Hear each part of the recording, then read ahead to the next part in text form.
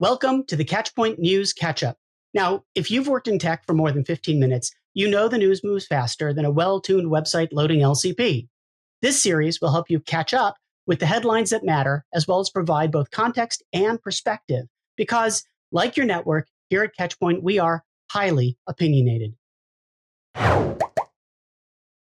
And joining me today for a very casual conversation through the news, our manager of value engineering, Ankit Kumar. Welcome back. Thanks for having me, Leon. No problem. So like I said, very casual, just the two of us. Here we go. I guess because it's just the two of us, before we dive in, any kind of interesting news that you want to share, things that are happening maybe in your personal life, it's, the summer holidays, or anything like, you're going to be representing Catchpoint at a show or anything like that. Anything you want to share? Um, I wish I can share some story about summer because here in India it's rainy season, the monsoon, and we all have been struggling with changing weather. We are getting close to what we call as decent weather here in India, not hot, not too cold, which you Got can it. survive. But yeah, I'm sure some of the folks in the US have more stories about the summer holidays. But for us, it's getting over monsoon and getting into the festive season also in India.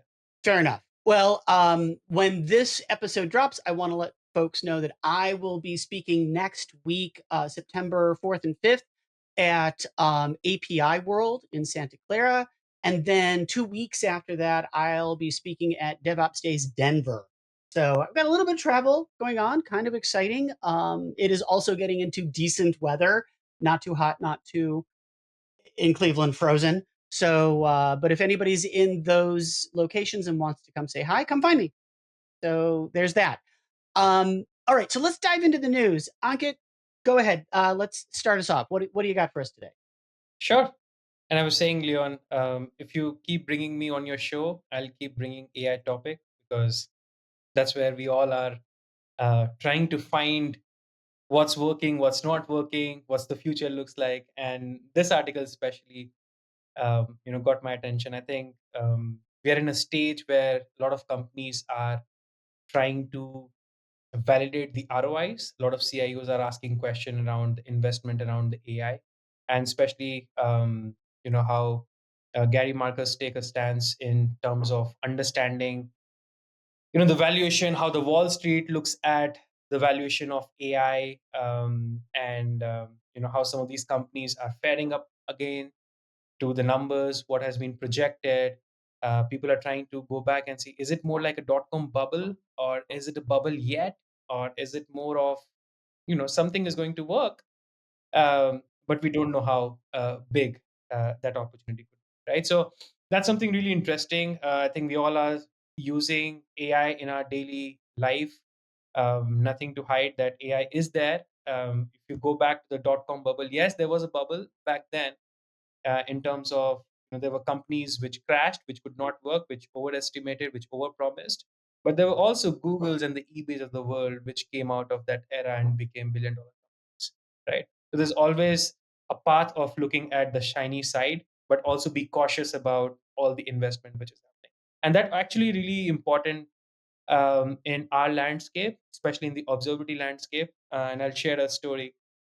Um, maybe not the exact quote from the customer, but recently one of our customer said that, hey, we have rolled out 20,000 Copilot licenses, right, to across the organization, and everybody is creating a new AI agent, doing some specific task.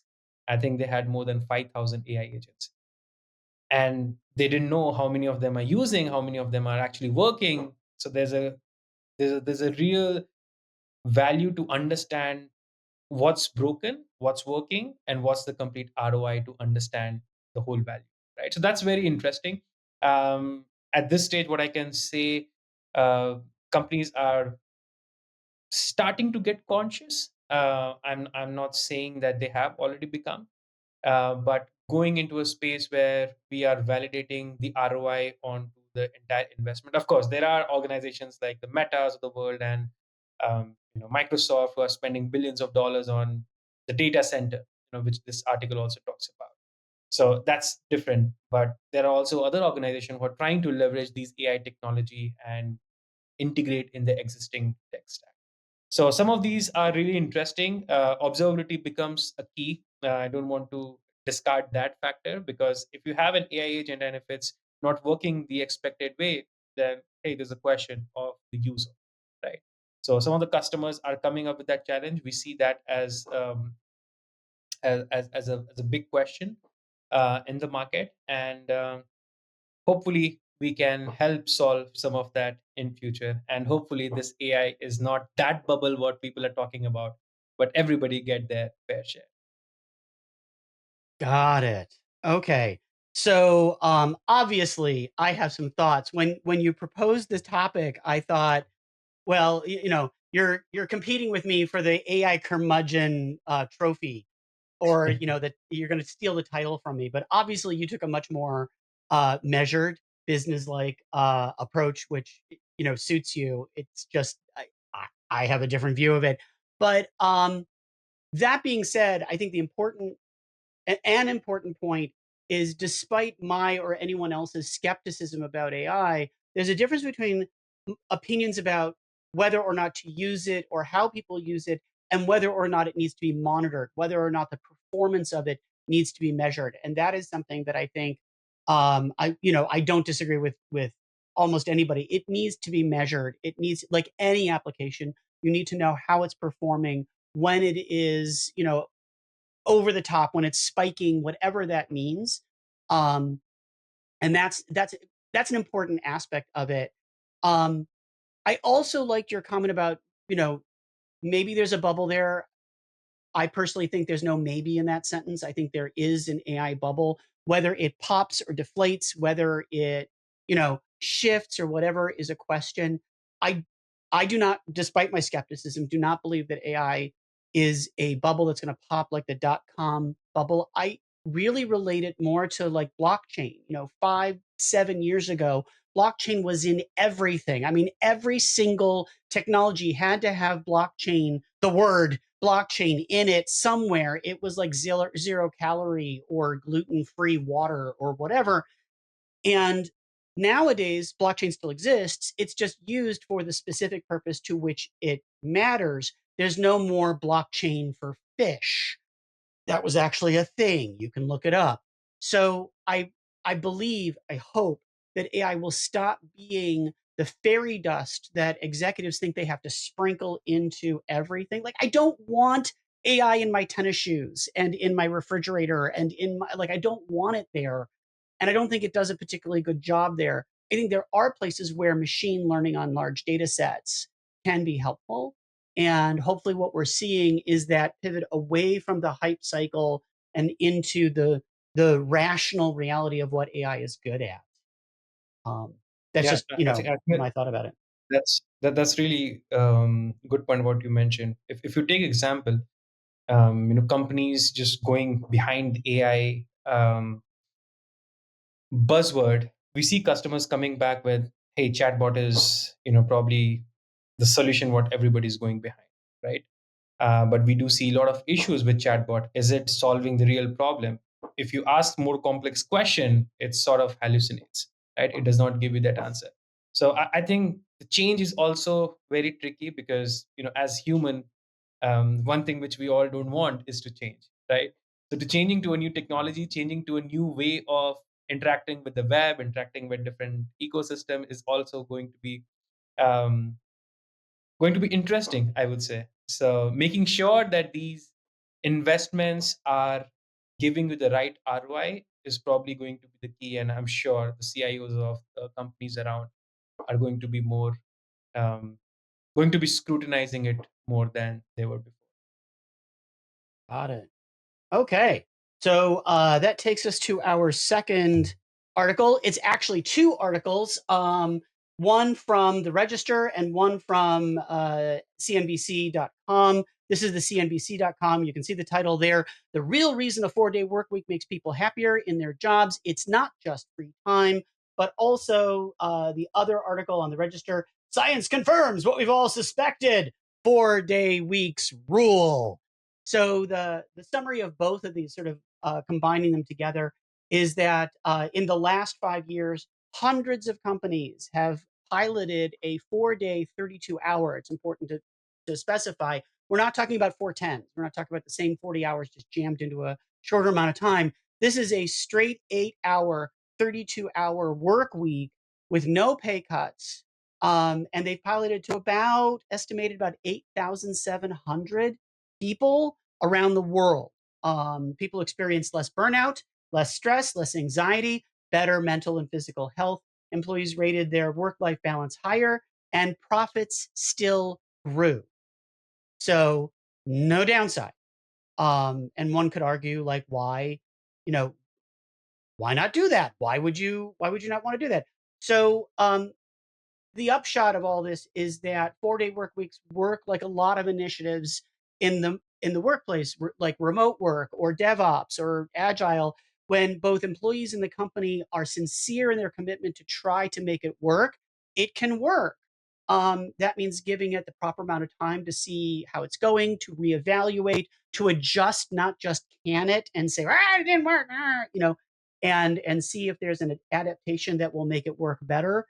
Um, and also recognizing that it's not fairy dust. I remember things like ITIL and Agile, where companies really thought that they could buy a box of, SOA and just sprinkle it over it like your morning breakfast cereal, and it was going to work. And that's just not how these things, are effective. So 40 work weeks are a technique that can be used, but you have to do so rationally, like any other business technique. One quote from the articles that jumped out at me is that it was successful not just because people had more time and whatever, but it was actually the message that management of a company was giving to the employees. And the quote was, it signals that management is willing to give up some control over how people structure their time, that there was a level of respect. Like, we hired you for your professionalism and your expertise, and we believe in you that you will be able to do that in a way that matters. So that was really a nice article to read and see. I hope more companies look. I hope our company would try to pilot a 4-day work week and see if it can be effective. I can hear the screams of C-level executives. I know that with the way that the marketplace is right now, the a lot of power rests in the hands of the business owners, not in the workers. But at the same time, I think there is a realistic view that pendulum swings, and you want to keep your good talent, you want to attract good talent, and this is one more way to show that you're a company that believes in your staff and believes in their ability to get work done. I don't know. Did anything jump out at you? Did you have any thoughts about it? When I first looked at this article, I was like, do we really want to talk about this on a public forum? Isn't this one of the articles that we want to chat about offline? But I think if it's there, I mean, we have seen, I think maybe during the COVID times, I think this phenomena picked up where, the mental awareness and the mental health aspect companies started focusing on. I think as leaders, it's also important for the whole idea of making sure that people who either want to go in this 4-day week model or 5-day week model, again it depends on company to company, the role of leadership is also going to be really crucial, that you provide effective support um, you know to the folks who actually want to take part in this, because you never know, probably 4 or 5 years down the line, or maybe even 6 months or 7 months down the line, you and I would be chatting about, hey, it's a new normal, everybody is in this space, right? So I think that's something which is really crucial. We have to see it evolve. I think it's still early, but yeah, as long as all the leaders and the C level folks are ready to take a call and it meets their criteria, why not? Right. I think the key point for the business is, not only did the business not suffer, it profited. It did better. And that's look. If there's a way to increase your business and it doesn't cost you anything, why would you not? Now, I can be cynical and I can say, I know exactly why. It's another, piece that's, taking away power. I mean, the same reason why a lot of managers, not all of them, but a lot of them don't like remote work, because they like being able to look out of their corner office at their little fiefdom and being able to see all their workers doing, it's like that control issue. I'm not saying every manager is like that, but it is a thing that some people feel and act on. And I think that a resistance to a 40 work week might be the same. But I would love it. I would love it if in 6 months from now, Ankit, you and I were talking about, yeah, everyone adopted it, caught on like wildfire. We're all doing it now. Like that would be absolutely amazing. Okay, you ready for one more? I mean, it's just the two of us, so I thought I would throw one more in. You want to do another Sure. one? Okay. So this is honestly pure nostalgia. Like there's a business aspect of this, but this is just nostalgia, right? Okay, the CD turns 43. Which means that I was, let's see, I was 15 when the CD came out. So I have vivid memories of it. And that was when it first came out. It didn't really catch on. It didn't really become a big thing for a few years after that. And I know that this says that the CD is the format that changed music forever. I will say, because we're a tech show, I will say it changed technology in a big way. I remember installing Windows 286. It was on 12 5 1/4 inch floppies. And, when that Windows install disk came and it was on a single CD and it had all these other things on it. It was like you had Windows and you had, I think Office would come on it, and you had a whole bunch of other like Microsoft side, like you got so much on a single disk. And it was mind boggling how much data you could store on there. And we used to have a stackable array of writable CDs to be able to write data to.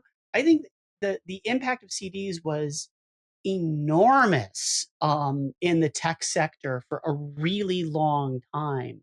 And one more thing, I will say that even though none of my computers now have an optical disc, because you have to say optical because Blu-ray, came on, but I have in my closet a USB connected CD player, because I still need to be able to pull data off of some of my old archives and things like that. Still have it, never getting rid of it. Okay, maybe not never. Yes, I do have a 3.5 inch floppy drive.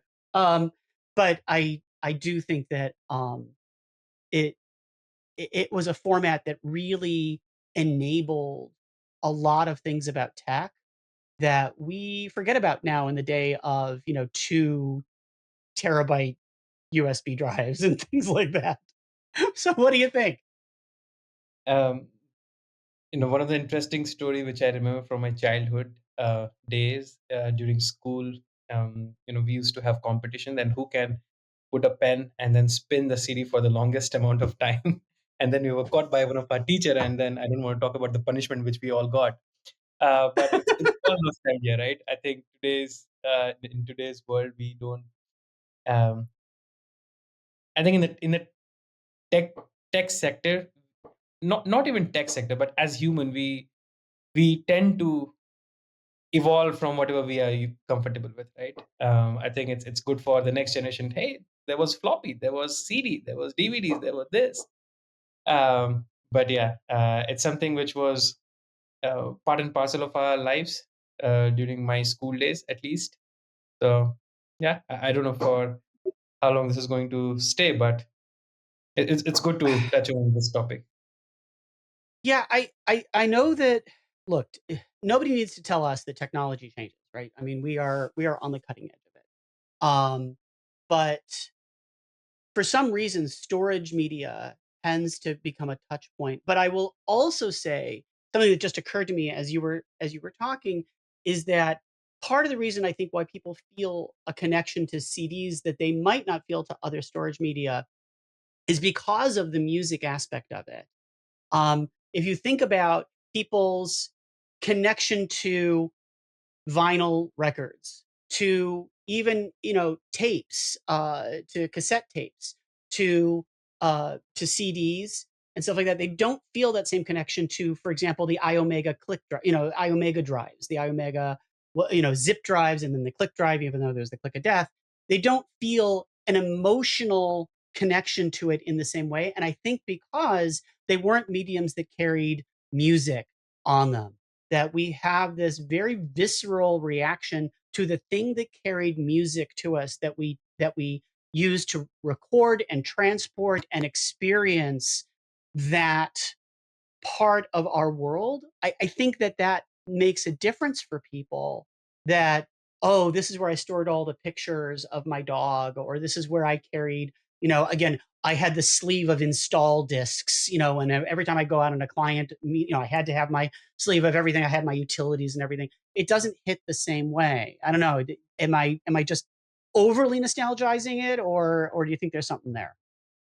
A bit, I would say, to be honest. I think it would be interesting to have, two teen kids to talk about this topic and what is this? Because, you know, Oh, the tech has changed quite a bit. yeah. Personally, I have not used a CD in maybe more than 5, 7, 10 years, ever since the pen drive started coming in, the USB. But yeah, it's pure nostalgia.